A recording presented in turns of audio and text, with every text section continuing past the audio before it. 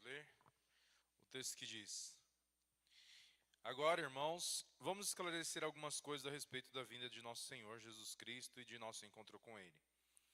Não se deixem abalar nem assustar tão facilmente por aqueles que dizem que o dia do Senhor já começou. Não acreditem neles. Mesmo que afirmem ter recebido uma visão espiritual, uma revelação ou uma carta supostamente enviada por nós, não se deixem enganar. Não se deixem enganar pelo que dizem, pois esse dia não virá até que surja a rebelião e venha o homem da perversidade, aquele que traz destruição. Ele se exaltará e se oporá a tudo que o povo chama de Deus e a todo objeto de culto. E até se sentará no templo de Deus e se fará passar por Deus. Não se lembrem de que lhes falei disso tudo quando estive aí, e vocês sabem o que o está detendo, pois ele só pode ser revelado quando sua hora chegar. Pois essa perversidade já opera secretamente e permanecerá em segredo até que se afaste aquele que o detém. Então o homem da perversidade será revelado, mas o Senhor Jesus o matará com o sopro de sua boca e o destruirá com o esplendor de sua vinda. Esse homem virá para realizar o trabalho de Satanás, com poder, sinais e falsas maravilhas, e com todo tipo de mentira perversa para enganar os que estão caminhando para a destruição, pois recusam amar e aceitar a verdade que os salvaria. Portanto, Deus fará com que sejam enganados, e eles crerão nessas mentiras. Então serão condenados por ter prazer no mal em vez de crer na verdade. Esse texto ele vai falar a respeito de um homem que é conhecido como o homem da iniquidade, o homem da perversidade, que se opõe a tudo quanto se diz de Cristo, e denominado pelo apóstolo João como o anticristo. Então, esse texto de hoje ele vai tratar sobre isso. Porque os Tessalonicenses, Paulo havia falado que o que precederia a vinda de Cristo eram as lutas e as perseguições, as dificuldades. E havia um ensinamento que essas dificuldades já haviam começado e que por isso o dia do Senhor já havia chegado. E muitos tessalonicenses abandonaram as suas vidas, inclusive os seus trabalhos, e passaram a crer que o Senhor era o tempo chegado, o tempo do Senhor. E Paulo diz que não, que ele vai combater esse falso ensino, esclarecendo algumas coisas a respeito da vida do nosso Senhor Jesus Cristo. Ele vai dizer isso no versículo 1. Fala assim, olha, eu vou esclarecer para vocês quando esses fatos sucederão. Então a vinda do Senhor, ela é precedida pelo advento do anticristo, pelo levantamento do anticristo. Quem é esse homem, né? Segundo Tessalonicenses capítulo 2, versículo 2, vai dizer para que eles não se abalem facilmente por aqueles que dizem que o dia do Senhor já começou. Não acreditem neles, mesmo que afirmem terem recebido uma visão espiritual, uma revelação, uma carta supostamente enviada por nós. O que era comum naquela época? Havia pseudoepígrafes. O que é uma pseudoepígrafe? Os escritores do Novo Testamento, credenciados por Deus a trazer doutrina e ensino, a gente vai ver através da palavra de Deus que eram pessoas que foram levantadas por Deus. A maioria deles eram apóstolos, com exceção de 2 autores, se não me falha a memória, Marcos e Lucas, não eram apóstolos. Todos os outros escritores do Novo Testamento eram apóstolos de Jesus. Receberam as orientações diretamente de Jesus. E mesmo aqueles que não eram apóstolos, eles também receberam as orientações diretamente dos apóstolos. Então eles estavam muito próximos de Jesus, dos ensinamentos de Jesus, o tempo em que eles escreveram. Só que havia também uma forma de se credibilizar a mensagem. Era se passando pelo mensageiro. Então, muitas pessoas escreviam cartas que eram pseudoepígrafes, ou seja, supostamente aquela carta havia sido escrita por Paulo. E Paulo sabia desse tipo de prática e ele adverte os Tessalonicenses, não só nessa ocasião, mas em outras ocasiões também. Ele vai dizer, olha, se alguém disser que recebeu uma outra revelação, que seja diferente daquilo que eu estou dizendo, ainda que diga em meu nome, ainda que traga uma carta falando que foi eu que escrevi, ou um anjo, ou uma nova revelação, não creiam. E hoje, é muito comum a gente ver pessoas e denominações ditas cristãs que dizem ter uma revelação diferente daquela que recebemos da parte de Deus através da vida dos apóstolos, de Paulo e dos demais escritores do Novo Testamento. E naquela época, essa já era uma prática comum. E ele vai dizer, se alguém disser que recebeu uma visão espiritual, uma revelação, uma carta supostamente enviada por nós, não acreditem neles, não se deixem enganar pelo que dizem, pois esse dia não virá até que. Aí ele vai falar o que vai anteceder a vinda do Senhor Jesus. A primeira coisa que ele vai falar é que surgirá uma rebelião. E aí outras traduções vão falar sobre o aumento da apostasia, que é um afastamento completo de Deus. O que é apostasia? Apostasia é um afastamento completo de Deus. Então é aquela pessoa que, não só falando individualmente pessoas, mas igrejas, nações, comunidades, muitas delas experimentaram apostasia. Se vocês verem ao longo da história, a gente aqui que é reformado, a gente estuda muito sobre a história da igreja recente, dos últimos 500 anos. E se você pegar, por exemplo, o que aconteceu na Inglaterra, onde foi berço dos maiores protestantes, das maiores produções literárias, teológicas e dos maiores pregadores, hoje a Inglaterra é um país que está submerso em uma apostasia espiritual muito grande. Para vocês terem ideia, houve um movimento há 3 séculos atrás que eram conhecidos como os puritanos, que eram homens que devotavam a vida completamente a Deus. Depois disso houveram grandes nomes da teologia cristã, entre eles Spurgeon, que é considerado o príncipe dos pregadores, e muitos outros escritores ingleses também. E hoje, quando você visita a Inglaterra, as pessoas que estiveram lá, que contam essas experiências, lugares onde eram grandes igrejas se tornaram pubs, se tornaram bares, se tornaram boates, porque a apostasia chegou naquele lugar. E não é difícil a gente encontrar um afastamento de Deus, até mesmo em lugares que são ditos cristãos. A gente vê hoje uma teologia que é pregada, que não glorifica em nada a Deus, ao Evangelho. A gente vê escândalos, rumores de escândalos. Isso a gente está falando só de coisas que acontecem dentro da igreja. Apostasia que acontece no meio cristão. Sem mencionar o que acontece fora da igreja. Porque o mundo ele está completamente corrompido e caído. Mas dentro da igreja a apostasia já está chegando também. E aí outra coisa que ele vai falar é que depois dessa rebelião vem o homem da perversidade, que é o que traz destruição. Esse texto ele não vai tratar especificamente disso de uma forma completa. Paulo está dando alguns indícios daquilo que precederia a vinda de Cristo. Outros textos vão tratar disso de forma mais pormenorizada. Mateus capítulo 24, Daniel capítulo 7, primeira carta de João. Outros textos vão mencionar a respeito desses eventos futuros.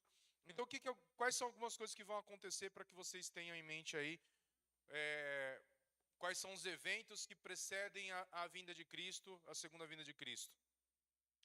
Um deles é a aparição desse homem que é o anticristo. Então, a primeira coisa que a gente precisa saber, quem é o anticristo? Não é um homem sobrenatural, não é um anjo, não é um ser divino, não é um ser iluminado, é um homem. O anticristo, ele é um homem, literalmente uma pessoa, que cumpre alguns requisitos, cumpre algumas regras. Então, a primeira coisa que a gente vai ver, pelas características que a Bíblia vai dar do anticristo, é que ele é um líder político. Ele vai se levantar com o poder político. E uma das coisas que ele vai fazer é unificar os povos e trazer paz para a humanidade. Quando que isso ocorre? Depois de uma guerra. A Bíblia vai falar sobre a reunião de Gog e Magog contra a nação de Israel. Durante muito tempo, esse texto se tornou obscuro para a maioria dos comentaristas bíblicos. Muitos deles não tinham elementos suficientes para formar uma teologia que fosse coerente com aquilo que eles liam. Eu vou explicar por quê. A Bíblia vai falar a respeito da destruição, da guerra contra Israel. Durante muitos anos, Israel deixou de existir como nação. Até 1937, se não me falha a memória, Israel, 1930, quando acontece o voto de Oswaldo Aranha, que Israel, 1948, 1948, Israel novamente é instituído como nação. Então imagina alguém ler um texto dizendo que a nação de Israel seria invadida por um exército mais poderoso e mais forte, onde milhares de soldados se reuniriam contra a nação de Israel, sendo que Israel nem existia como nação. A nação de Israel havia deixado de existir. Havia sido completamente aniquilada. Em 1948, eles recebem o direito de voltar para a terra. E o desenrolar disso é que a Bíblia vai falar que existe uma guerra que vai se travar contra a nação de Israel. Depois dessa guerra, que é a guerra em que Og e Magog, muitas pessoas acreditam ser a Rússia e a China, quando essa profecia acontece, diz que 30 milhões de soldados se reunirão contra Israel. Na época não existiam 30 milhões de pessoas no mundo, quanto mais de soldados de dois exércitos. E hoje, se vocês forem ver, a China e a Rússia são um dos países mais populosos do mundo. E depois disso, o que vai acontecer é que esse homem, que é o anticristo, ele vai proclamar, através de acordos, uma paz naquela região, dando direito, fazendo a divisão de terras entre as nações que vivem em guerra ali na região da Palestina, ali do Oriente Médio, já há mais de 2000 anos. Só que, além dessas características políticas, ele também reúne características que são que denominam que ele é o anticristo. Quais são? O fato de ele se opor a tudo que se diz de Cristo. Então, o primeiro ponto é esse. O anticristo, ele se opõe a tudo que se diz respeito a Cristo. 1 João vai dizer que o anticristo, além dele ser uma pessoa, ele também age sob poder de um espírito que governa o mundo. E esse espírito, ele faz com que muitas pessoas, eles também tenham características de anticristo. Então, qualquer pessoa que se opõe à mensagem de Cristo, qualquer pessoa que se opõe a Cristo, qualquer pessoa que é contra o evangelho de Cristo, o espírito do anticristo está sobre a vida daquela pessoa. Mas esse homem, ele não só tem esse espírito do anticristo, mas ele sendo o próprio anticristo. E o que a gente vê hoje na nação de Israel? A nação de Israel está em guerra. Esse é um ponto. A nação de Israel está em guerra. Hoje a gente vê uma guerra que está acontecendo na região da Rússia com a Ucrânia. Rumores da China querendo invadir Taiwan. Outros países também declarando intenções de guerra. Muitas pessoas experientes em política internacional acreditam que a Terceira Guerra Mundial já iniciou. Muitas pessoas que são comentaristas e políticos em política internacional acreditam que a Terceira Guerra já iniciou. A Ucrânia, ela não faz parte da Organização das Nações Unidas. E a Ucrânia tem interesse em entrar na Organização das Nações Unidas. Qualquer país das organizações das Nações Unidas que for ameaçado ou atacado, a ONU é obrigada a entrar e defender. Hoje, os países que fazem parte da ONU, eles estão fornecendo material bélico para a Ucrânia e interferindo na guerra indiretamente. Não declaradamente, mas indiretamente. E isso está trazendo um clima de muita hostilidade naquela região. Então, só para falar um pouquinho do panorama do que já está acontecendo hoje no mundo. Isso já está acontecendo. Israel é uma nação, Israel está em guerra, existe vias de uma terceira guerra mundial acontecer, e Israel muitas pessoas acreditam que Israel é o relógio escatológico de Deus. Outras pessoas acreditam que é a igreja, mas enfim. Não é esse o ponto central da mensagem de hoje. Só que vai dizer que ele se exaltará e se oporá a tudo que o povo chama de Deus e a todo objeto de culto. Aí vem mais uma questão que para muitos comentaristas isso não era possível, não era claro e não era algo viável até pouco tempo atrás. Que é o fato de que ele se sentará no templo de Deus e se fará passar por Deus. O templo de Deus ele não existe mais desde o ano 70 depois de Cristo, quando houve a invasão e o templo foi completamente destruído.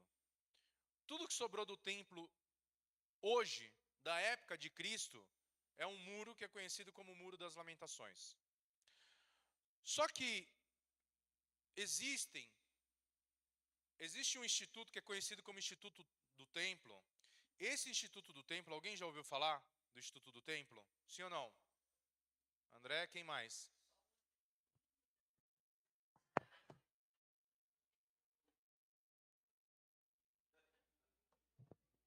Esse Instituto do Templo, ele tem a finalidade de reconstruir o templo e voltar a fazer os sacrifícios. O que precisa para que o templo seja reconstruído? O local para a reconstrução do templo, que deve ser exatamente no mesmo local do antigo templo, geograficamente, fisicamente no mesmo local do antigo templo. Deve haver a ordem dos levitas, porque só os levitas podem oferecer sacrifício no templo. Então eles querem o retorno dos sacrifícios. E também deve haver um outro fator, que esse é muito recente, coisa de 3, 4 anos, que o início do sacrifício, ele deve ser através de uma novilha vermelha.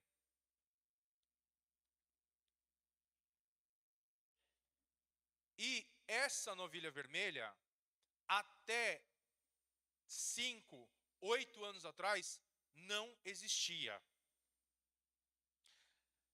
Hoje já existem todos os recursos para a reconstrução do terceiro templo. Todos. Materiais, dinheiro, ouro, as roupas sacerdotais, os sacerdotes, os levitas, já têm tudo preparado para a reconstrução do terceiro templo. E eles falam que a reconstrução aconteceria em tempo assim, hoje com a arquitetura, com a engenharia que existe hoje, muito rápido.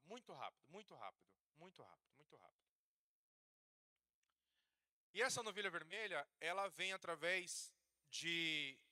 Hoje devem ter aproximadamente 6 novilhas vermelhas em Israel. Já existe um lugar que é considerado santo, né, para os judeus, onde essas novilhas vermelhas já estão sendo criadas.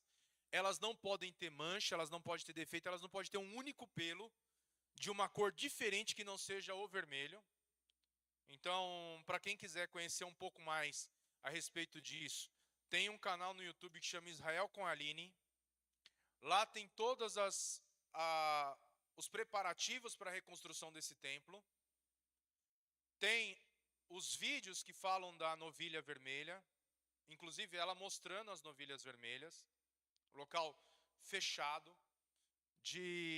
Agora, aos poucos, ele está sendo aberto para visitação, completamente controlado, com os rabinos fazendo inspeções rotineiramente para garantir a qualidade, para garantir a perfeição. As novilhas, elas estão...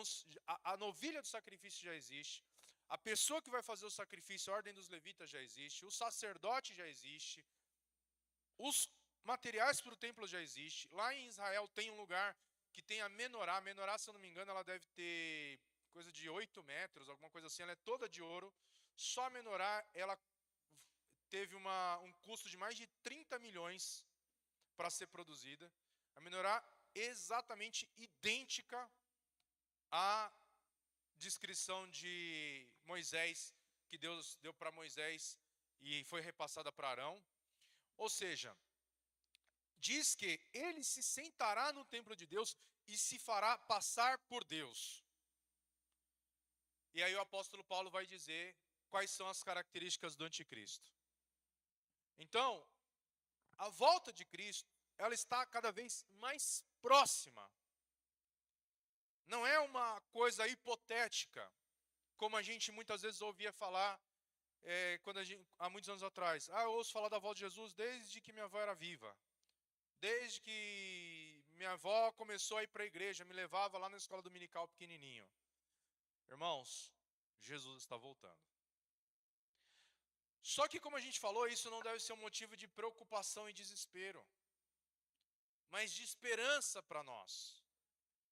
A igreja dos Tessalonicenses era uma igreja que estava sob ataque e sob forte perseguição.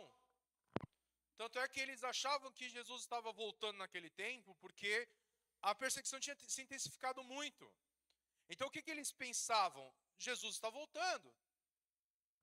E aí Paulo vai explicar o que antecederia de fato a volta de Jesus, que é o aparecimento desse homem que é o anticristo. E ele vai falar, não se lembrem que eu lhes falei disso enquanto estive aí? Então, embora Paulo vai apresentar o que vai anteceder o dia do Senhor, como apostasia, a aparição desse homem da perversidade, ele não vai também dar concentrar muitas informações a respeito desses fatos. Ele vai lembrar dos acontecimentos para contestar os falsos ensinos. O objetivo de Paulo não era ser exaustivo em tudo que diz respeito à volta de Jesus e ao aparecimento desse anticristo. Então, qual que é a ênfase daquilo que Paulo está falando em 2 Tessalonicenses capítulo 2? É garantir aos Tessalonicenses que o Senhor vai julgar o mal, que o dia do Senhor virá, e que Deus é aquele que traz a salvação para aqueles que são fiéis e permanecerem até o fim, e traz juízo para aqueles que se opõem a Deus, que estão sob o espírito do anticristo. Quais são as características desse homem? Ele vai se exaltar. Então, desde a época do Império Romano, os primeiros imperadores, eles se exaltavam. Eles recebiam uma adoração que não era própria para eles. Eles eram conhecidos como deuses. E eles queriam receber adoração. E um dos grandes pontos que fez com que muitos cristãos fossem mortos é porque eles não prestavam cultos ao imperador. Os imperadores romanos, eles recebiam adoração, recebiam culto. Havia um culto ao imperador. E uma vez que os cristãos não adoravam ao imperador, muitos deles eram mortos por não adorar a esse imperador. Então, essa autoexaltação, ela já existe desde a época dos primeiros cristãos. Só que a diferença é que ele vai se sentar no templo para receber adoração no lugar de Deus. Essa profanação do templo ela já aconteceu em outras épocas. Em 167 depois de Cristo, diz que havia um imperador chamado Antíoco, um conquistador chamado Antíoco Epifânio, que ele sacrificou um porco no altar onde eram feitos sacrifícios para Deus. Então, o anticristo, ele já atua no mundo desde a época de Jesus. Desde quando Jesus se revelou, o espírito do anticristo já atua no mundo. Só que ele plenamente se completa, essas profecias se cumprem nas características de um único homem, que tem poder político, capaz de unificar as nações, vai receber adoração no lugar de Deus e operará sinais e maravilhas. Além dele ser um líder político, ele também vai operar sinais e maravilhas. Aí ele vai dizer assim, que no versículo 6, e vocês sabem o que está detendo, pois ele só pode ser revelado quando sua hora chegar. Existe um impedimento para que o anticristo se manifeste. Por que ele não se manifestou ainda? Muitas pessoas creem que ele já está entre nós, do qual eu faço parte, sem dúvida nenhuma. Sim, por todos os acontecimentos que a gente vê no mundo, ele já vive entre nós. O anticristo já vive, já existe. Eu creio muito nisso. Por que ele não se revelou? A Bíblia vai dizer que há algo que o impede. Algumas pessoas acreditam que quem impede o anticristo de se revelar é o próprio Deus. Outras pessoas acreditam que é o Espírito Santo e a igreja. Outras pessoas acreditam que é alguém que vem antes do anticristo que precisa que revele o anticristo. Eu não vou entrar nesse mérito, porque não é o nosso objetivo hoje ser exaustivo aqui. O que a gente está falando aqui é matéria de um semestre de faculdade.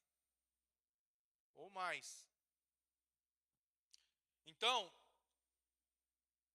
só que, aí ele vai dizer que essa perversidade, ela já opera secretamente e permanecerá em segredo até que se afaste aquele que a detém. Ou seja, essa perversidade, ela atua desde a época de Paulo. E ela aumenta e se intensifica cada vez mais. Cada vez mais nós vamos ouvir falar de coisas que são escandalosas. Cada vez mais nós vamos ouvir falar de coisas que são ruins. O mal, cada vez mais vai aumentar no mundo. Cada vez mais. Cada vez mais. Mais maldade, mais perseguição, mais violência, mais guerras, mais rumores de guerras. Mateus capítulo 24 vai dizer que pai contra filho, filho contra pai, guerras, rumores de guerras, terremotos, maremotos, são coisas que antecedem a manifestação de Cristo. E aí vai dizer no versículo 8, então o homem da perversidade será revelado. Alguém gosta de um bom suspense? Gosta? Gosta, não gosta? O homem da perversidade será revelado. Só que, como a gente crente não é muito bom em guardar segredo, como dizem, alguém fala para mim assim, vou te contar um segredo. Fala, irmão, não guarde nem dinheiro, quem dirá segredo. Estou falando com a pessoa errada. Guardar segredo não é muito minha prática, não. Vai dizer que esse homem vai ter um poder político, um poder bélico, dado a ele pelas nações, vai operar sinais, maravilhas, vai atuar com poder. Mas diz no versículo 8, mas o Senhor Jesus o matará com o sopro de sua boca e o destruirá com o esplendor de sua vinda. Ele é um homem ao qual lhe é dado poder. O mesmo poder que Satanás prometeu a Jesus no deserto. E que Jesus rejeitou. Esse homem receberá esse poder. Versículo 9. Esse homem virá para realizar o trabalho de Satanás com poder, sinais e falsas maravilhas. E com todo tipo de mentira perversa para enganar os que estão caminhando para a destruição, pois recusam amar e aceitar a verdade que os salvaria. É possível operar falsos sinais? Sim. A Bíblia diz que no tempo de Moisés, Deus levanta Moisés para ir até o deserto, falar com o faraó, e muitos dos sinais operados por Moisés, os magos de faraó também operavam. E não só na época de Moisés, em outros tempos também haviam falsos sinais, falsas maravilhas, inclusive na época de Paulo. Paulo está pregando o evangelho, uma mulher se levanta e fala para ele, fala coisas que eram verdade? Sim, mas quem estava proferindo aquilo na boca daquela mulher era um espírito de engano. Então a gente tem que tomar muito cuidado com falsas profecias, falsos ensinos, falsas visões, falsas revelações, porque isso pode trazer confusão para a igreja. Só que diz que isso também é algo não só permitido, mas um meio pelo qual Deus, o próprio Cristo, permite que seja realizado para que mais pessoas sejam enganadas. Olha só o que diz aqui. Com todo tipo de mentira, perversa, com todo tipo de mentira perversa para enganar os que estão caminhando para Esse homem virá para realizar o trabalho de Satanás com poder, sinais, falsas maravilhas e com todo tipo de mentira perversa para enganar os que estão caminhando para a destruição, pois se recusam a amar e aceitar a verdade que os salvaria. E esses serão enganados. Quem vai permitir que eles sejam enganados? Deus fará com que sejam enganados e eles crerão nessas mentiras. Então serão condenados por ter prazer no mal em vez de crer na verdade. Eles crerão na mentira, crerão no engano, crerão nessas falsas maravilhas, porque eles já recusaram Deus. Eles já têm prazer no mal em vez de crer na verdade. E a medida da maldade deles é que Deus vai permitir que eles sejam cada vez mais enganados, porque se eles crescem na verdade, isso salvaria. E Deus não quer salvá-los. E aí, aqui vai dizer que Paulo, no versículo 8, ele vai anunciar o destino desse homem da perversidade, que é um personagem que ele alega ser divino, que ele coloca o culto acima de qualquer outra forma de adoração, e ele recebe o poder de Satanás, mas o Senhor o matará violentamente e o destruirá. Da mesma forma que Jesus vem com esplendor e grande glória, esse homem também surgirá com esplendor, com grande honra, com grande pompa, um líder capaz de unificar as nações, unificar os povos. Então, esse poder dado por Satanás é uma imitação daquilo que Deus fez com Cristo. Ele se opõe, tudo que Cristo faz, ele quer imitar também. Tudo. E no verso 9, vai dizer que assim como Cristo vai aparecer com um poder real e divino, essa figura também vai aparecer como uma figura real de realeza, de suntuosidade, de poder, né? Mas o poder dele vem do próprio Satanás. Então, Deus vai permitir, como a gente já leu em Romanos, capítulo 3, que essas pessoas sejam entregues ao poder do pecado e ao engano, porque elas já buscaram e já rejeitaram a verdade de Deus. Então, a consequência disso é que elas vão cada vez mais caminhar para um afastamento completo e total de Deus. Como resultado final, eles serão condenados por não crer na verdade, e sim crerem na mentira do homem da perversidade. Então, qual que era o ensino que Paulo estava refutando aqui? Que o dia do Senhor havia chegado. O dia do Senhor, na época de Paulo, ainda não havia chegado. O sofrimento que você passa hoje ainda não é a volta de Cristo. Mas está muito perto. Muito, muito, muito, muito perto. Por isso que a gente tem que pensar que muitas vezes a gente gasta muita energia,